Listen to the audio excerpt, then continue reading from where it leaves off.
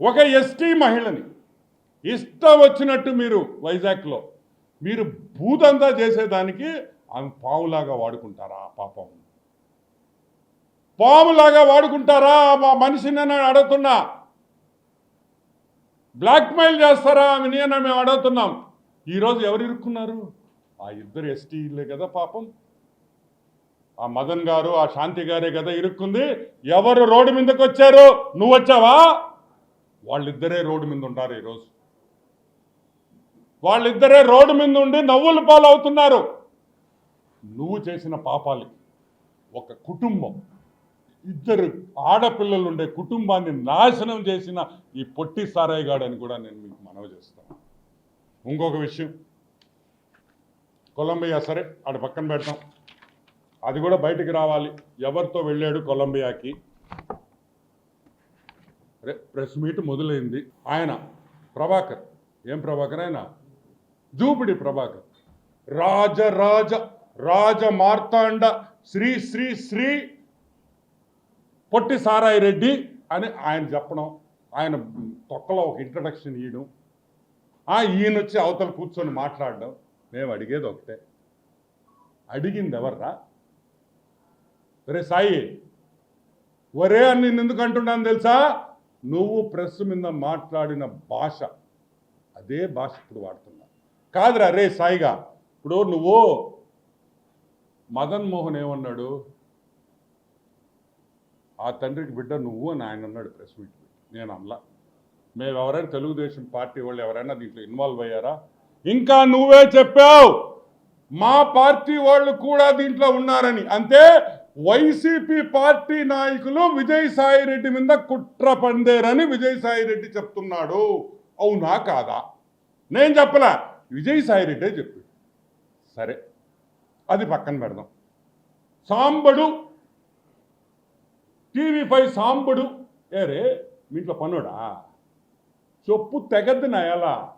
ఎవరు అనుకున్నావు సాంబశివరావు అంటే? ఎవరు సాంబశివరావు గారు? ఈరోజు ఆంధ్ర రాష్ట్రంలో తెలంగాణలో ఎవరినైనా సాంబశివరావు పేరు చెప్తే గుర్తుపడతారు. నిన్ను గుర్తుపడతారు రే పుట్టిన ఎలా. వీకే వెంకటకృష్ణ గారు, వాడు వీకే డిఎన్ఏ టెస్ట్ చేసుకోవాలి అంటే వీకే వెంకటకృష్ణ గారు డిఎన్ఏ టెస్ట్ చేసుకోవాలా? దేనికి?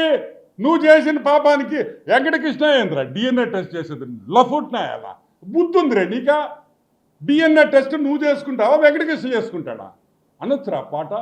వెంకటకృష్ణ నువ్వు డిఎన్ఏ టెస్ట్ చేసుకొని, ఒరే నువ్వు పుట్టిన కుటుంబం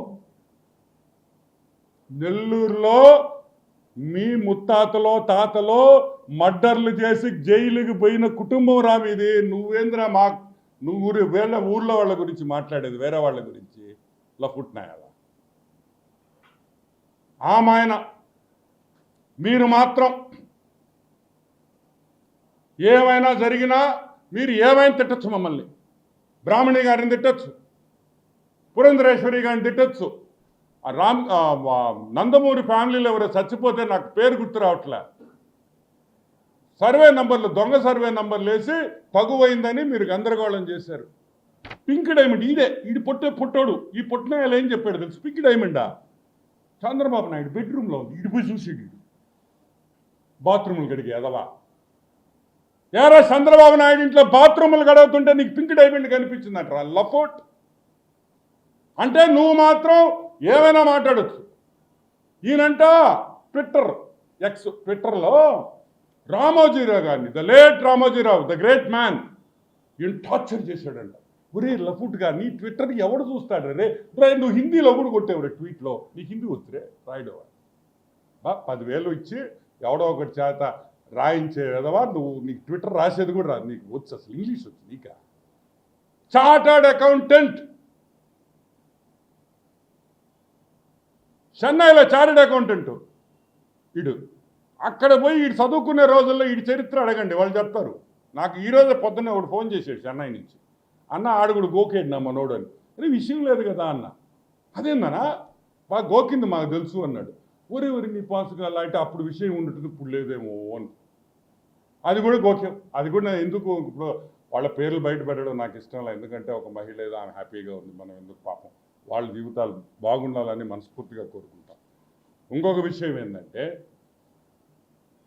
రామోజీరావుని టార్చర్ ఏం చేశాడు రామోజీరావు నిన్న అంటే పేపర్లో వాస్తవాలు రాస్తే అది నువ్వు టార్చర్ పెడతావా?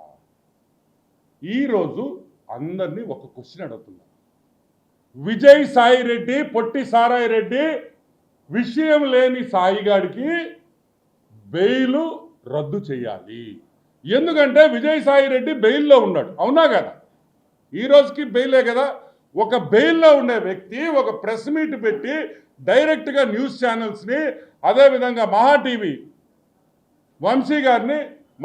వంశీ గారిని డైరెక్ట్ అటాక్ కొట్టాడు. రాధాకృష్ణ గారిని మీ అంత చూస్తానన్నాడు. అంటే ఈ బెయిల్ కండిషన్లు ఇది చేసినట్టే కదా. బెయిల్ కండిషన్స్ వ్యతిరేకంగా మాట్లాడిన విజయసాయి రెడ్డి వెంటనే బెయిల్ తొలగించాలి, బెయిల్ క్యాన్సిల్ చేయాలి, బొక్కలో దొయ్యాలి. ఎందుకంటే బయట ఉంటే జనాల్ని భయపెడుతున్నాడు. భయపెట్టేది ఎవరిని? Fourth pillar. భలే జోక్ వేసాడు, అయ్యో భలే గుర్తొచ్చింది. ఏదో చెప్పాడు, ఆ మదన్న ఎవరో పేరు చెప్పాడు, నువ్వు నేను కలిస్తే గేయా అని. ఒరే తిక్కముండా కొడక, గే అయితే పిల్లలు పుట్టర్రా రే, పిల్లలు పుట్టర్రా. గే అయితే ఎట్ట పుట్టారా పిల్లల? దానికి పక్కన వాళ్ళందరూ నవ్వడం, అదొక జోకు, వీళ్ళందరూ నవ్వడం. గే అంటే గే. సరే, బెయిల్ని డైరెక్ట్గా ప్రెస్ ఛానల్స్ని బెదిరించిన విజయసాయి రెడ్డి, బెయిల్ మీద ఉన్న విజయసాయి రెడ్డిని వెంటనే సిబిఐ వాళ్ళు బెయిల్ క్యాన్సిల్ చేయమని కోర్టులో వేస్తే మేము స్వాగతిస్తాం దాన్ని.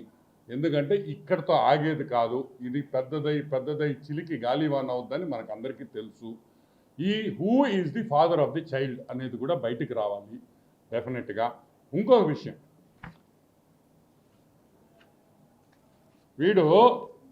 నేను ఎన్ని ప్రెస్ మీట్లు పెట్టుంటాను విజయసాయి రెడ్డి మీద. ఆదాన్ డిస్టిలరీస్ సారాయి రెడ్డి, పొట్టి సారాయి రెడ్డి ఎప్పుడైనా ప్రెస్ మీట్ పెట్టాడు? పెట్టారే. నేను అడిగిన క్వశ్చన్లకి కాకినాడ డీప్ సీ పోర్ట్ పెట్టా, వైజాగ్ ల్యాండ్స్ పెట్టా, టీడీఆర్ బాండ్స్ ఎప్పుడైనా పెట్టా అంటే వాటికి మాత్రం ఈయన ఆన్సర్ ఈడు. ఈ ట్విట్టర్లో పెడతాడు. ట్విట్టర్